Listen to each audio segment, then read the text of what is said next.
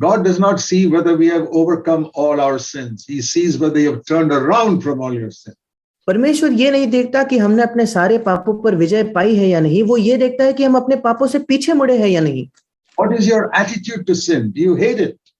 पाप के प्रति आपका रवैया क्या है? क्या आप उससे नफरत करते हो? You turn around from it whenever you see it. जब कभी आप उसे देखते हो, आप उससे पीछे मुड़ते हो या नहीं? Sin is like a snake that will poison you and kill you. पाप एक सांप के समान है जो आपको जहर देकर आपको मार देगा। You will not love and cuddle a snake that can kill you. एक ऐसे सांप को जो आपको मार सकता है, उसे आप प्रेम नहीं करोगे, उसे अपने पास नहीं रखोगे। You will kill it. आप उसको मार दोगे। Should be our attitude to every sin. यही हमारा रवैया हर एक पाप के प्रति होना चाहिए। And if we see sin like that, we will hate it. और अगर हम पाप को इस प्रकार देखेंगे तो हम उससे नफरत करेंगे। The thing is, the devil fools us by saying that sin is like a lovely sugary sweet that you can eat. और बात यह है कि शैतान हमें धोखा देता है ये कहकर कि पाप एक बहुत ही मीठा मिष्ठान है जिसे आप खा सकते हैं। No, it is a poison. नहीं, वो एक जहर है। Whenever people want to poison somebody, they usually mix the poison in something very sweet. जब कभी लोग किसी को जहर देना चाहते हैं तो वो हमेशा किसी मीठी बात में उसे छिपाते हैं। That is how the devil makes sin look very sweet. बिल्कुल ऐसे ही शैतान भी पाप को ऐसा दिखाता है कि वो बहुत मीठा है। You cheat people and make some money, आप लोगों को धोखा देकर थोड़ा पैसा कमाते हैं, or you cheat the government and make some money. या आप सरकार को धोखा देकर पैसा कमाते हैं। And that looks sweet because you made some money. और वो मीठा लगता है क्योंकि आपने कुछ पैसा कमाया है। But that lying and cheating that you did is a poison that will kill you. पर वो झूठ कहना और धोखा देना ये एक ऐसा जहर है जो आपको मार देगा। Or you have an adulterous thought towards a woman. या आपके पास एक स्त्री के विषय में एक व्यभिचार भरा विचार है। Yeah, you may enjoy it in your mind. हाँ, आपके मन में शायद आप उसका आनंद ले सकते हो। But there is a poison in it that will destroy you. पर उसके अंदर एक जहर है जो आपका विनाश करेगा। It will destroy your relationship with your wife and it will destroy you even if you're not married. और आपके पत्नी के साथ जो आपका रिश्ता है उसका वो विनाश करेगा, और आप अगर विवाहित नहीं हो फिर भी वो आपका नाश करेगा। God says, keep yourself pure. इसी वजह से परमेश्वर कहता है कि अपने आप को शुद्ध रखे। It's like saying to a person, don't eat poisonous food. Keep yourself healthy. ये एक व्यक्ति को ऐसा कहने जैसा है कि अपने जहरीला खाना न खाए, अपने आप को स्वस्थ रखे। You know, the cup that the Lord gives may sometimes be bitter, but there is no poison in it, you can be sure. क्या आप जानते हो, कभी कभी जब हमारा प्रभु हमें कोई प्याला देता है तो वो कड़वा हो सकता है, पर आप इस विषय में सुनिश्चित हो सकते हो कि उसमें कोई जहर नहीं है। The cup that the devil offers you may be very sweet, but it's always got poison in it. जो प्याला शैतान आपके सामने प्रस्तुत करता है वो हमेशा मीठा होता है, पर उसमें जरूर जहर है। So that's why we must turn from sin and urge people to turn from sin. इसी वजह से हमें पाप से पीछे मुड़ना है और लोगों से ये विनती करनी है कि वे पीछे मुड़े। It's in 2 Corinthians in chapter 5, we are told about the way believers are going to be judged in the final day. दूसरे कुरिन्थियों के 5वें अध्याय में हमें बताया गया है कि अंतिम दिन में विश्वासियों का न्याय किस प्रकार होगा। Turn to 2 Corinthians chapter 5 and verse 10.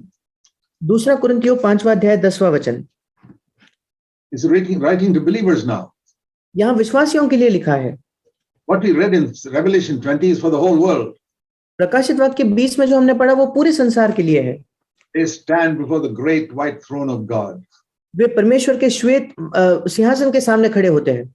This is called in verse 10 the judgment seat of Christ. और 10वें वचन में इसको मसीह का न्याय आसन कहा गया है। This is different from Revelation 20. ये प्रकाशित वाक्य 20 से अलग है। This is only for believers. ये केवल विश्वासियों के लिए है। We believers stand before the judgment seat of Christ one day. हम जो विश्वासी है वो एक दिन मसीह के न्याय आसन के सामने खड़े होंगे। So that we can be rewarded for what we did in our body, whether it was good or bad. ताकि अपने भले बुरे कामों का बदला हमें मिले जो हमने अपने देह में किए हो। So, at the end of our life, when Christ comes again, we are going to be judged. और हमारे जीवन के अंत में जब मसीह वापस आएगा तो हमारा न्याय होगा। That is like the final examination of the year in a class in school. और स्कूल में किसी कक्षा में जो अंतिम परीक्षा होती है ये बिल्कुल वैसा है। And don't you tell your children, prepare for the final examination. और क्या आप अपने बच्चों को नहीं कहते कि अंतिम परीक्षा की तैयारी करें? And if they are wasting time reading other comics and other storybooks, they say these are not the things that will come for your final examination. और अगर वे दूसरे कॉमिक्स, दूसरी किताबें पढ़ने में समय गवा रहे हैं, तो आप उनको बताते हो इन किताबों में से परीक्षा में कुछ नहीं पूछेंगे। Study the books that are coming for your final examination. उन किताबों को पढ़े जो अंतिम परीक्षा में आने वाले हैं। When you have done that, then you can read other books. जब आप वो कर चुके हो, फिर आप अन्य किताबें पढ़ सकते हैं। So we must also think of what are the things that will come in the final examination for us. और इसलिए हमें भी ये सोचना है कि हमारे लिए अंतिम परीक्षा में क्या आने वाला है। Because we are not thinking of getting promoted just to some class on earth. क्योंकि हम केवल किसी पृथ्वी पर अगली कक्षा में जाने के विषय में नहीं सोच रहे। We are going to be judged whether we qualify to be in heaven. हमारा न्याय होगा कहीं हम स्वर्ग में जाने के लिए सही है या नहीं। And whether the Lord will say to us in that day, well done, I'm happy with what you did, how you lived. और क्या प्रभु हमसे उस दिन कहेगा कि अच्छा तुमने किया, मैं प्रसन्न हूं तुम जिस प्रकार जिए उससे। So it says here in verse 11, we fear God, and that's why we proclaim these things to people. और 11वां वचन कहता है हम प्रभु का भय रखते हैं, इसी वजह से हम लोगों को समझाते हैं। So how should we live on earth? फिर हमें इस पृथ्वी पर कैसे जीना है? Be ready for the coming of Christ. मसीह के आगमन के लिए तैयार रहे। Just think of one verse, that is enough. एक ही वचन के विषय में सोचे, वो पर्याप्त है। That is here in verse 9. वो यहाँ 9वें वचन में है। Paul says, this is our ambition. पौलुस कहता है हमारी उमंग, हमारी महत्वाकांक्षा ये है, Whether we are at home in heaven, which is our home, or here on earth absent from home. चाहे हम घर में हो जो स्वर्ग में है, या हम घर से अलग हो जो यहाँ पृथ्वी पर है। Our home is heaven. हमारा घर स्वर्ग है। Now on earth we are absent from home. We are visitors on this earth. अब इस पृथ्वी पर हम अपने स्वर्ग से, हम अपने घर से दूर है, हम यहाँ सिर्फ यात्री है। But he says, whether we are in heaven or on earth, we have only one desire. और पौलुस कहता है चाहे हम स्वर्ग में हो या पृथ्वी पर हो, हमारी एक ही इच्छा है To be pleasing to the Lord. कि हम प्रभु को भाते रहे। That is the way you can be ready for the coming of Christ. ऐसे ही आप प्रभु के मसीह के आगमन के लिए तैयार हो सकते हैं। Think of pleasing the Lord as going in a particular direction. सोचकर देखिए कि प्रभु को प्रसन्न करना ये एक विशिष्ट दिशा में जाने के जैसा है। I want to please the Lord in my thoughts and my words and my deeds. मैं प्रभु को अपने विचारों में, अपने शब्दों में, अपने कामों में प्रसन्न करने वाला हूँ। In my attitudes to people. लोगों के प्रति मेरा जो रवैया होता है। I want to please the Lord in the motive with which I do certain things. मैं कुछ काम करता हूँ, उसके पीछे जो मकसद है उसमें मैं प्रभु को प्रसन्न करना चाहता हूँ। So this is the direction I'm going, pleasing the Lord, pleasing the Lord, pleasing the Lord. और यही दिशा है जिसमें मैं जा रहा हूँ, प्रभु को प्रसन्न करना, प्रभु को प्रसन्न करना, उसको प्रसन्न करना। He says, when we get to heaven, that will definitely be the direction we go. और वो कहता है जब हम स्वर्ग में जाएंगे तो निश्चित यही हमारी दिशा होगी। Think if you're gone to heaven now. सोच कर देखिए कि इस समय अगर आप स्वर्ग में जा चुके हो, You'll be desiring आपकी क्या इच्छा होगी? only to please God. केवल प्रभु को प्रसन्न करना। The direction you'll be going. उसी दिशा में आप आगे बढ़ोगे। Yeah, he says, even here on earth, that should be the direction. और यहाँ वो कहता है कि यहाँ पृथ्वी पर भी यही दिशा होनी चाहिए। In other words, here I am living on earth, seeking to please the Lord. दूसरे शब्दों में अब मैं यहाँ इस पृथ्वी पर हूँ, प्रभु को प्रसन्न करने की खोज कर रहा हूँ। Moving forward, moving forward, moving forward. आगे बढ़ रहा हूँ, आगे बढ़ रहा हूँ। One day Christ comes. एक दिन मसीह आता है। I continue going in the same direction, pleasing the Lord. और मैं उसी दिशा में आगे बढ़ता हूँ, प्रभु को प्रसन्न करते हुए। It's going to be like that with you? या आपके साथ ऐसा होगा? Or you're going to go in some other direction. या आप किसी और दिशा में जाओगे। And when the Lord comes, you suddenly want to turn around and try and please the Lord. और जब प्रभु आएगा तो अचानक आप पीछे फिरकर प्रभु को प्रसन्न करना चाहोगे। That's not to be the way. ये तरीका नहीं होना चाहिए। Because whether I'm here in heaven or on earth, I have only one direction in which I live, to please the Lord. और वो कहता है चाहे मैं स्वर्ग में हूँ या इस यहाँ पृथ्वी पर हूँ, मेरी एक ही दिशा है और वो है प्रभु को प्रसन्न करना। So ask yourself, और इसलिए अपने आप से प्रश्न करें, direction in which you're living your life now, किस दिशा में आप अब अपने जीवन को जी रहे हो? choices you're making every day. जो चुनाव आप हर दिन करते हो, Will you make the same choices if you're in heaven? क्या स्वर्ग में होते तो आप यही चुनाव करते क्या? The way you speak to people Is that the same way you'll speak in heaven? आप लोगों से जिस प्रकार बात करते हो स्वर्ग में आप वैसे ही बात करोगे क्या? Ask yourself, examine yourself. अपने आप से पूछे, अपने आप को परखे, जांचे। You know, I used to sometimes use my imagination in a good way. मैं कभी-कभी अपने कल्पना का एक अच्छे तौर पर इस्तेमाल करता था। In our unconverted days, we have used our imagination for many bad things. जब हमारा नया जन्म नहीं हुआ तो हमने अपने कल्पना शक्ति का कई गलत कामों में इस्तेमाल किया। Now let us use our imagination for something good. अब आइए हम अपने कल्पना का इस्तेमाल करें कुछ अच्छी बातों के लिए। I sometimes imagine that I'm standing now at the judgment seat of Christ. कभी-कभी मैं कल्पना करता हूं कि मैं अब मसीह के न्यायासन के सामने खड़ा हूं। All the millions of believers are there being called one by one for their examination. और सारे लाखों विश्वासी वहां खड़े हैं और एक-एक करके उनके परीक्षा के लिए उन्हें बुलाया जा रहा है। God sitting on the throne is calling everybody one by one. परमेश्वर जो सिंहासन पर बैठा है वो एक-एक करके सबको बुला रहा है। That's the Lord Jesus sitting on the throne. वो है प्रभु यीशु मसीह जो सिंहासन पर बैठा है। And the videotape is being played of their life, each person's life.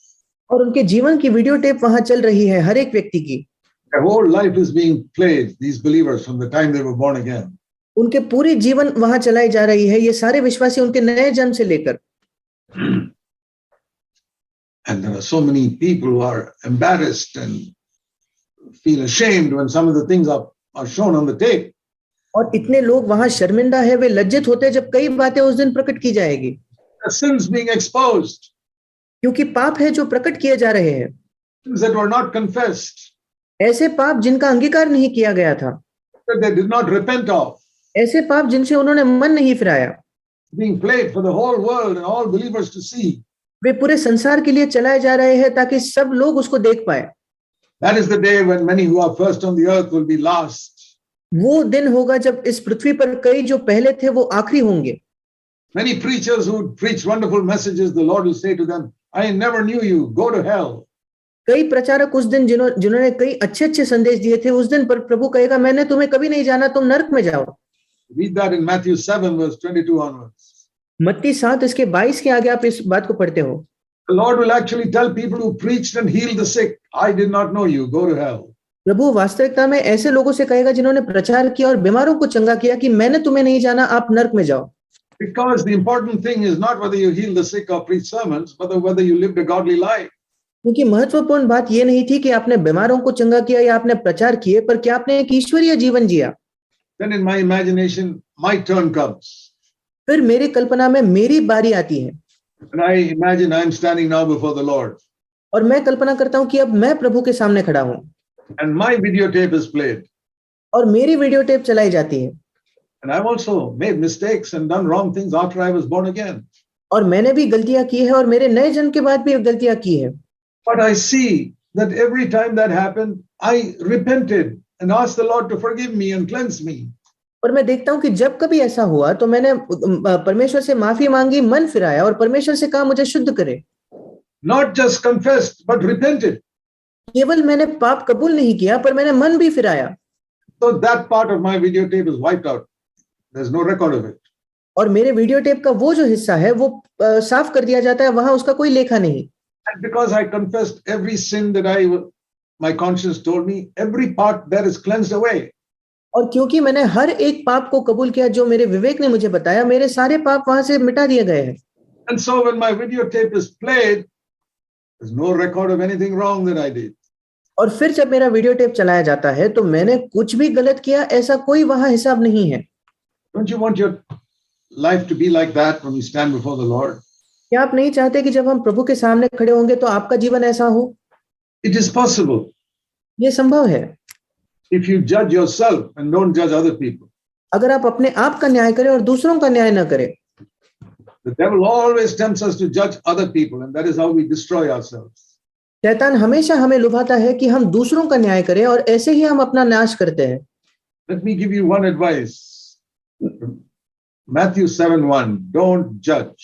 मैं आपको एक सलाह देना चाहता हूं, मत्ती 7:1 से, दोष मत लगाओ, न्याय न करें। If you're an elder or a father, then you have to certainly judge your children and those under you in your church. अगर आप प्राचीन है या एक पिता है तो आपको जरूर उनका न्याय करना है जो आपके बच्चे या कलीसिया में आपके अधीन है। or you're in charge of an office or a factory, you have to judge those who are under you. या किसी ऑफिस या फैक्ट्री में आपके नीचे लोग काम करते तो आपको उनका न्याय करना है। The rest of the world, why do you have to judge them? बाकी बचे हुए संसार का आपको क्यों उनका न्याय करना है? God made you a judge over them. परमेश्वर ने आपको उनके ऊपर न्यायाधीश नहीं बनाया, He alone is the judge. वो इकलौता न्यायाधीश है। So there's one person we should judge, and that is ourselves. पर एक व्यक्ति है जिसका हमें न्याय करना है और वो है हम खुद। That's what we should be doing every single day. और वही हमें हर दिन करना है। And many years ago, I got light on that. और कई सालों पहले मुझे इस पर ज्योति मिली That I must judge myself. कि मुझे अपने आप का न्याय करना है The light of God, परमेश्वर की ज्योति में, not by looking inside me, मेरे अंदर नहीं देखकर, then I'll get depressed. फिर मैं निराश हो जाऊंगा। But you know, we read in Isaiah 6 that he saw the Lord and he got light on himself. पर हम यशायाह 6 में देखते हैं कि उसने प्रभु को देखा और फिर उसने अपने आप के विषय में ज्योति पाई। I tell people, never look inside yourself. और इसलिए मैं लोगों को कहता हूं कभी अपने अंदर ना देखें। You'll feel depressed and condemned. आप निराश महसूस करोगे, दंड की आज्ञा महसूस करोगे। Look at Jesus, यीशु को देखें and he will show you things wrong in you. और वो आपको दिखाएगा कि आप में क्या बातें गलत है। Acknowledge it and say, Lord, I'm sorry, I slipped up there, forgive me. उनको मान ले और कहे प्रभु मुझे माफ करो, मुझे क्षमा करो। And if you've hurt somebody else, go and ask their forgiveness. और अगर आपने किसी और को चोट पहुंचाई है तो जाकर उनसे माफी मांगे। And that dirty part of your videotape will be cleaned out by the Lord. और उस वीडियो टेप की जो आपकी गंदी हिस्सा है उसको प्रभु मिटा देगा। And when you stand before the Lord, your entire videotape will be pure. और जब आप प्रभु के सामने खड़े रहोगे तो आपकी पूरी वीडियो टेप बिल्कुल शुद्ध होगी। What a wonderful way it is to be like that. ये क्या ही अद्भुत जीवन है कि हम ऐसे जिए।